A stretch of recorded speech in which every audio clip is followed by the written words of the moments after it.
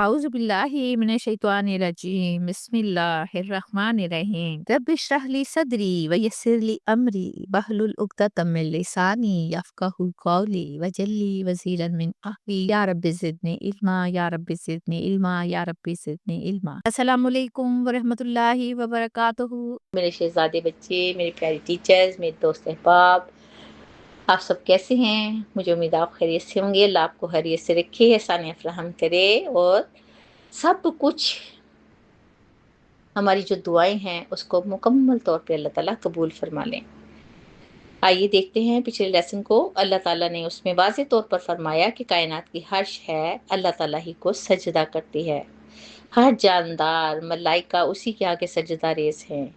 ہمارا دل چاہا تو ہم نے کر لیا، نہیں تو ہم نے اگنور کر دیا۔ معبود دو نہیں ہیں، بلکہ معبود صرف اللہ تعالیٰ کی ذات ہے جو کہ آسمانوں اور زمین کے مالک ہے، اور دین اللہ تعالیٰ کا ہی ہے ہمیشہ کے لیے، اور مصیبت و خوشی میں اللہ ہی کو پکارنا چاہیے۔ آج ہم پڑھیں گے سورۃ النحل کی آیت نمبر 54 اور 55۔ ثم اذا، پھر جب، کشف الضر عنکم، وہ دور کر دیتا ہے تم سے تکلیف کو، اذا فریق منکم، تو اچانک ایک گروہ تم میں سے، بربہم، اپنے رب کے ساتھ، یشرکون، شریک بنانے لگتے ہیں۔ نیکسٹ آیا ہے لی یکفروا، تاکہ وہ ناشکری کریں ان نعمتوں کی، بما آتیناہم، جو ہم نے دی انہیں، فتمتعوا، سو تم فائدہ اٹھا لو، فسوف تعلمون، پس ان قریب تم جان لو گے۔ پچھلی آیت کے تسلسل میں ہی بات آ رہی ہے کہ جب تکلیف آتی ہے تو انسان خالق کو پکارتا ہے۔ خالق کون ہے؟ ہماری پیارے اللہ۔ اور جب اللہ تعالیٰ اس سے تکلیف کو دور کر لیتے ہیں تو بہت سے لوگوں کا ایک گروہ اس میں اللہ کو شریک بنانے لگتا ہے کہ تکلیف کس نے دور کی؟ فلاں فلاں نے دور کی، فلاں بابے نے دور کی، فلاں پیر نے دور کی، فلاں بزرگ نے دور کی، فلاں مقبرے نے دور کی، اور فلاں فلاں نے دور کی۔ حالانکہ تکلیف کے وقت یہی لوگ خالصتاً سمیت ہم سب کے اللہ تعالیٰ کو پکار رہے ہوتے ہیں۔ تکلیف غائب ہوئی تو فوراً انسان غفلت کا شکار ہو جاتا ہے اور دوسروں کو اللہ کا شریک بنانے لگتا ہے۔ یعنی کبھی بتوں کو شریک بنا لیا، کبھی انسانوں کو ہی شریک بنا لیا، اور کبھی ظاہری وسائل پر کہ دولت میری ہے تو کون مجھے کچھ کہہ سکتا ہے، بھروسہ کرتا ہے نا اس پہ، جیسے اصل مددگار وہی ہوں۔ یہ بات عقل اور انسان کے خلاف ہے۔ آیت نمبر 55 میں اللہ سبحانہ وتعالیٰ فرماتے ہیں کہ وہ لوگ جو تکلیف کے بعد دوسروں کو شریک کرتے ہیں، وہ ایسا اس لیے کرتے ہیں کہ اللہ تعالیٰ کی نعمتوں کا انکار کریں۔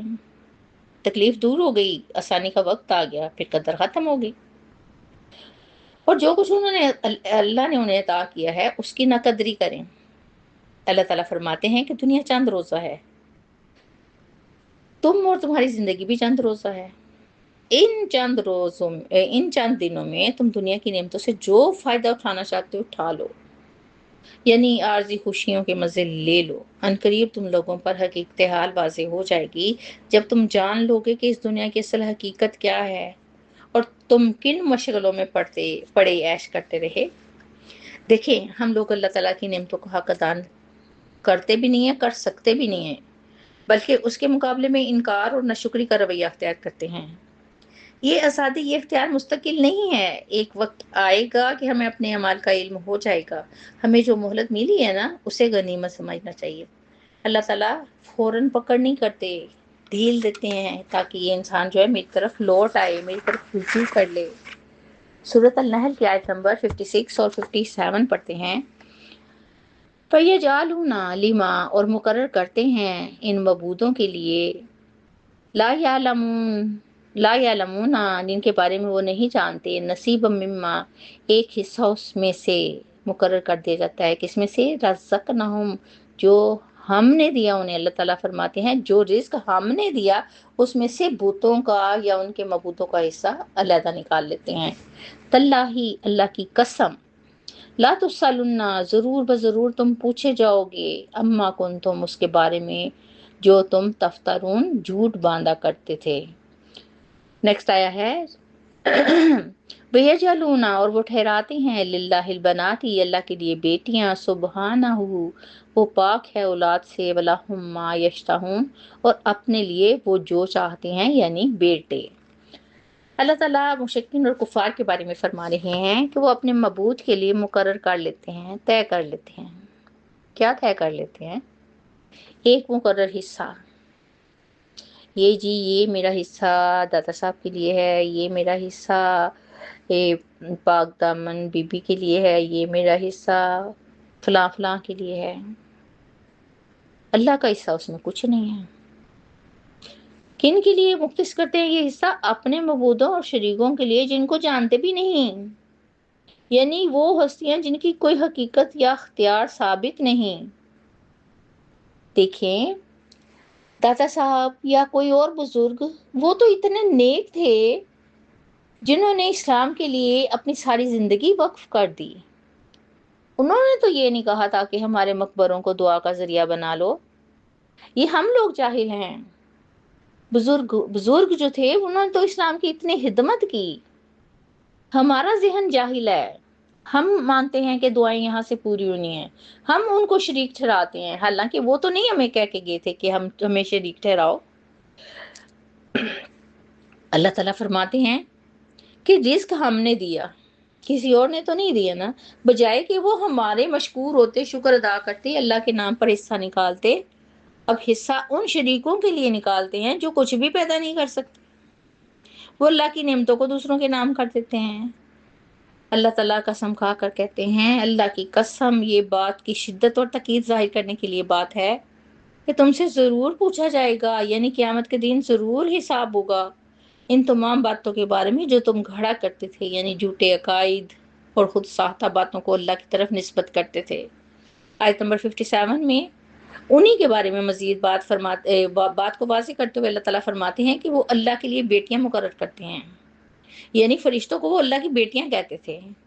देखें, अल्लाह ताला सूरह इखलास में वाज़ेह फरमाते हैं कि अल्लाह ताला ने ना किसी को जना और ना वो जना गया।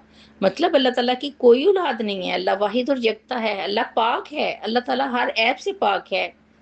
और यही लोग जब अपनी बात करते हैं तो बेटों को तरजीह देते हैं, यानी अल्लाह के लिए बेटियां और अपने लिए बेटे। वाह वाह जी, क्या बात है! यानी जो चीज़ अपने लिए नापसंद थी वो अल्लाह के लिए बयान कर दी। देखिए, ये सिर्फ शिर्क ही नहीं बल्कि अक्ल और अखलाक दोनों के खिलाफ बात जाती है। गौर करने वाली बात है कि जब इंसान गुमराही में पड़ता है तो उसके ख्यालात किस कदर गैर मंतकी हो जाते हैं। हालांकि अल्लाह ताला हर किस्म की गलत निस्बत से पाक हैं।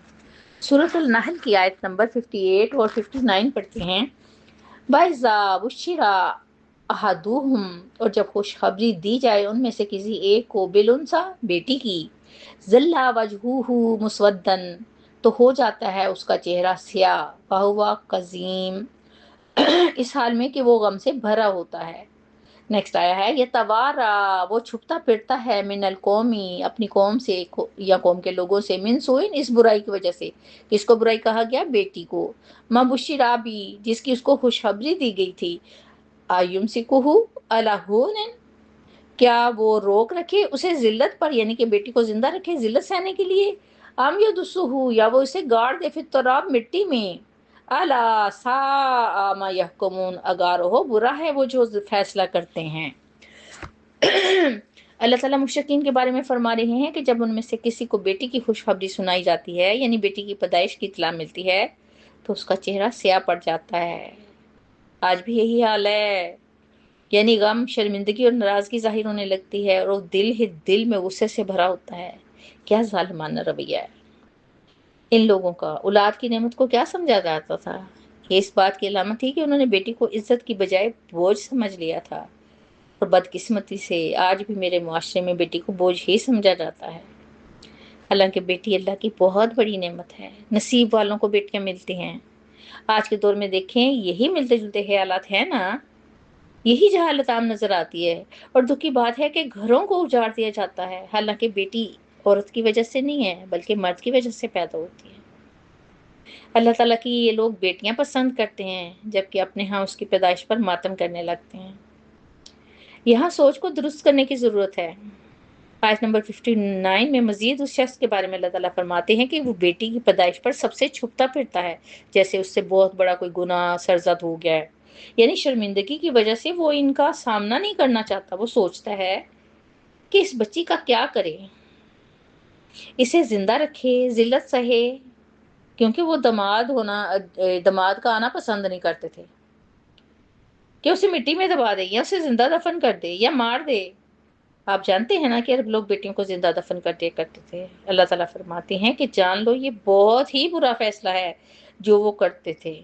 یہ طرز فکر انتہائی غلط اور قابل مذمت ہے۔ جاہلیت کے دور میں کچھ لوگ بیٹیوں کو زندہ دفن کر دیتے تھے، یہ ہم جانتے ہیں نا، یعنی پیدا ہوتے ہی یا بچپن میں قتل کر دیتے تھے۔ یہ عمل بہت ہی ظالمانہ تھا، اور اسلام آیا تو اس نے اسے سختی سے منع کیا، اور اسلام میں ہی عورت کو عزت ملی، حقوق ملے، جائیداد ملی، اور اس کے حقوق کو منصفانہ طریقے سے دکھایا گیا، سمجھایا گیا۔